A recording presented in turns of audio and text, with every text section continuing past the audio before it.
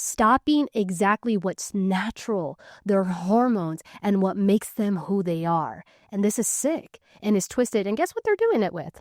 Your tax-paying money. Absolutely. And it's an ideology. So that's kind of where I get the tie back to the, I guess you can say, the psychological operations, to these intelligence communities, to these projects like MK Ultra and things of that nature, where they were trying to intentionally alter people's minds and turn people into assets to activate them for various things. So while we look at the perversive aspect of it and this ideology, we can turn back to somebody like Judith Butler, a secular philosopher, published something called Gender Trouble in 1990. And she argued that gender is performative, that there's no male or female essence, only repeated acts. And her works embedded gender ideology into American academia, it says, and then into law, policy, and culture. So this went all the way up the ranks to the highest levels. And so when you see this happen and take place like this, you begin to realize that it is well more than just some kid wanting to experiment. It is something tactical. It is something strategic. It is something planned and put in place as a project or an operation that is causing this to occur. So then it comes to the fact of, well, why?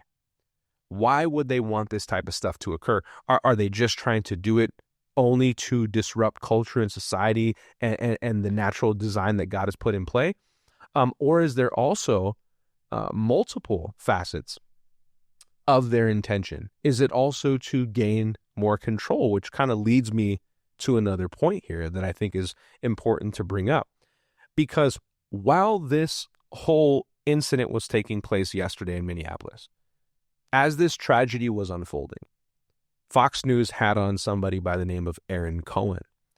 Aaron Cohen is a ex-IDF, Intel, he worked in extraction and various things of that nature, has a lot of experience in military, the military realm, came on live TV while this was happening. It was almost like it was teed up perfectly for this to happen.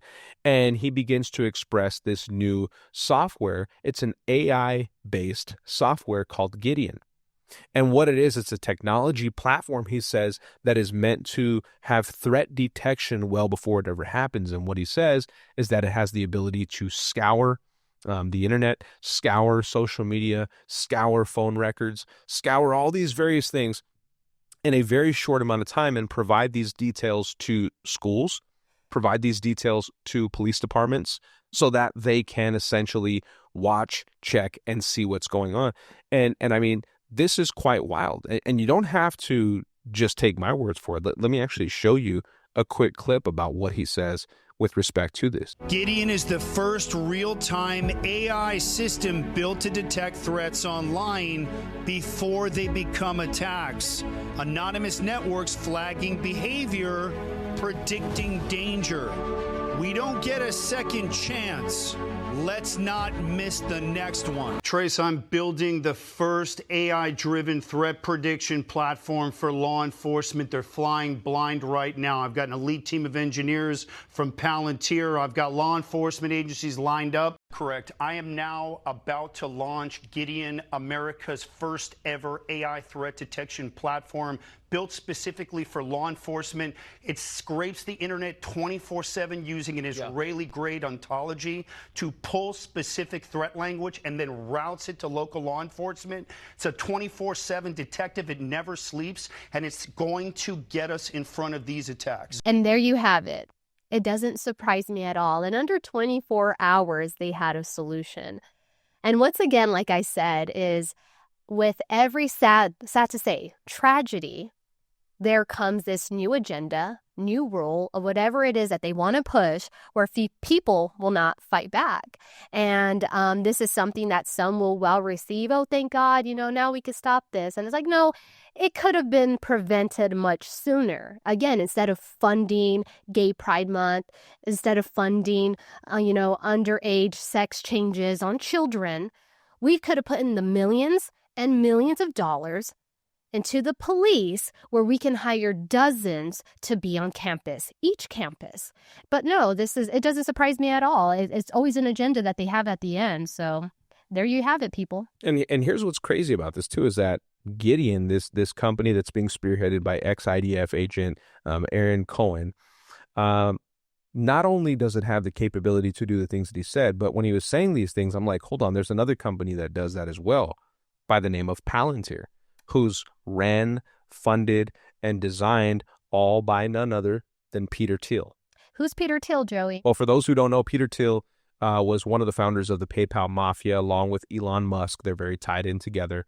But Peter Thiel is somebody who says he subscribes to Christianity, but it's not the traditional Christianity in the fact that Jesus is the Savior. Jesus is more so of a scapegoat figure, which is one of Peter Thiel's I guess, philosophical ideologies that he has that comes from Rene Girard. Rene Girard was somebody who came up with the mimetic theory that believes we can look at Christianity and the biblical context not as the actual truth that it says it is, but from a philosophical sense. So this almost comes from the same types of teachings that early on in Catholicism was developed and taken from the original manuscripts of the biblical writings and teachings of the apostles, etc., and Jesus, and converted those for the Empire of Rome to eliminate the rapture theology and also the 1,000-year reign, to basically put in this ideology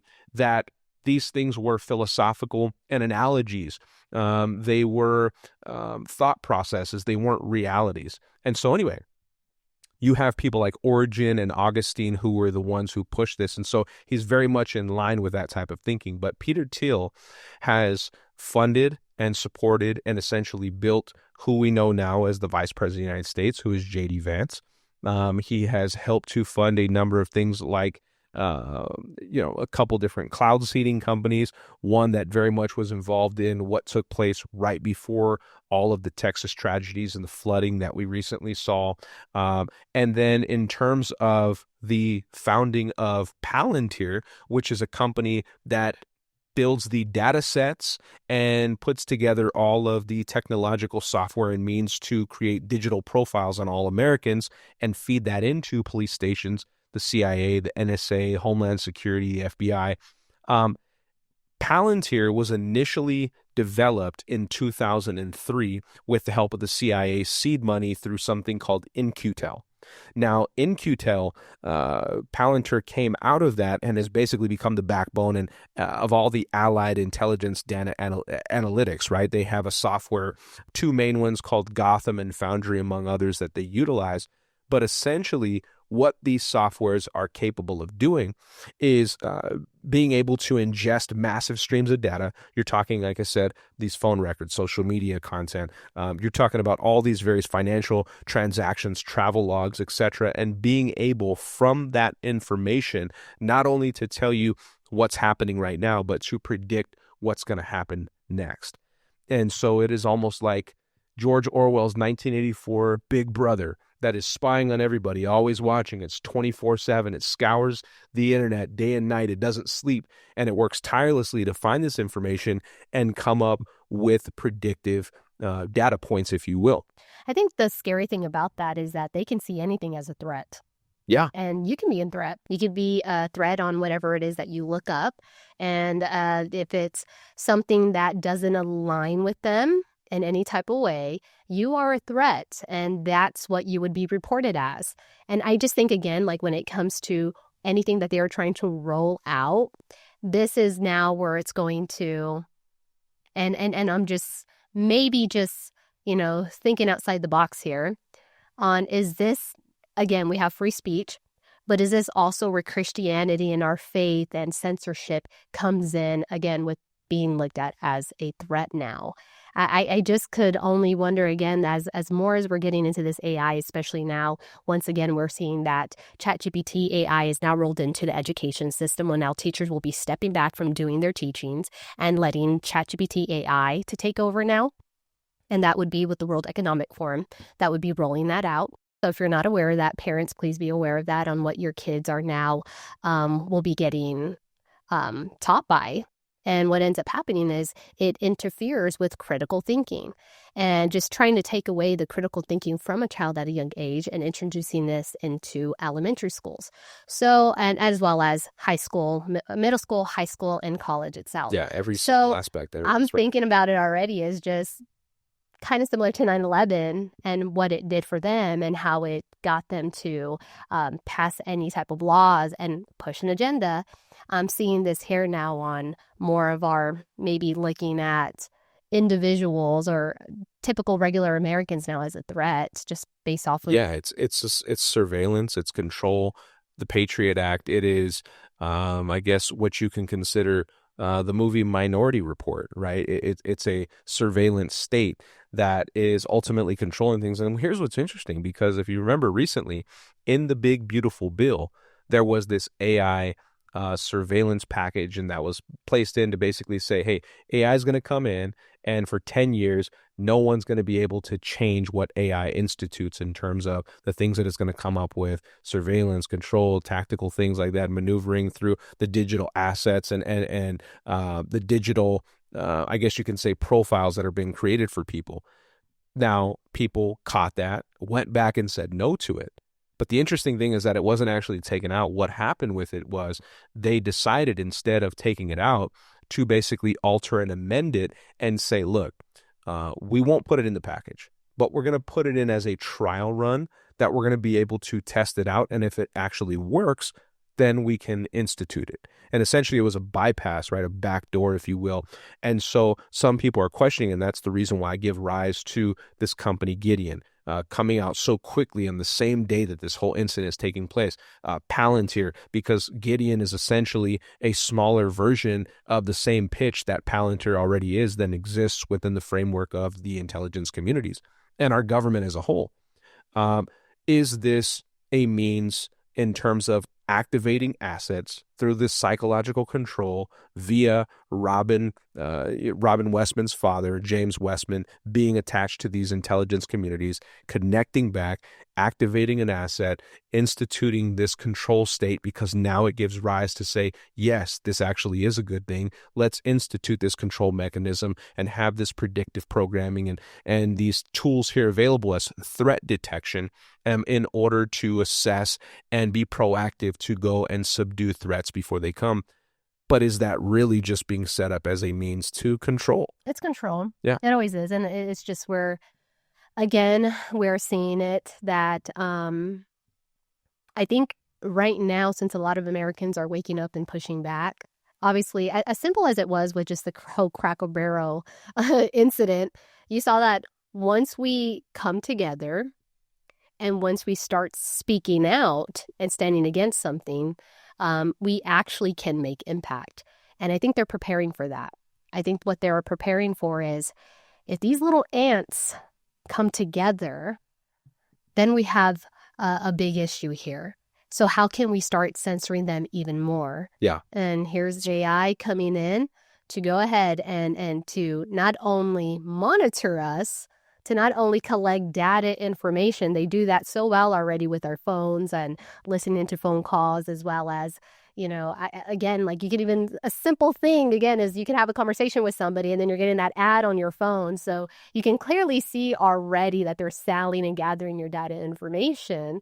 So why not go ahead and take a deep dive into what you're interested in and kind of where you're aligning at and what a free thinker you are, and if you're either receiving the propaganda that they're giving you, and would you follow in line or would you stand against it? And here's, and even to go a little bit further, because I think you're hitting something that a lot of people are actually starting to get concerned about now. Before, it was kind of a joke.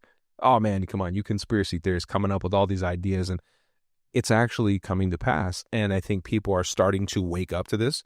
Not only the older generations, not only the boomers, but Gen Zers are looking at this. And they're saying, hold on, hey, what's going on here? Why haven't you guys told us about this? Mm-hmm. And they're starting to see this play out. But here's where this gets more interesting.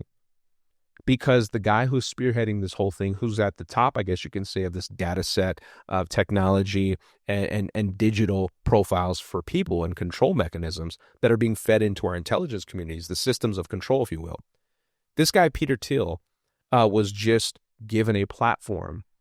He already talked about this topic briefly in a recent New York Post interview that they had, where he talked about the Antichrist, and this guy asked him, hey, do you think your systems with Palantir are giving rise to the Antichrist system? Would they not be setting up a perfect platform for him to come in and take control?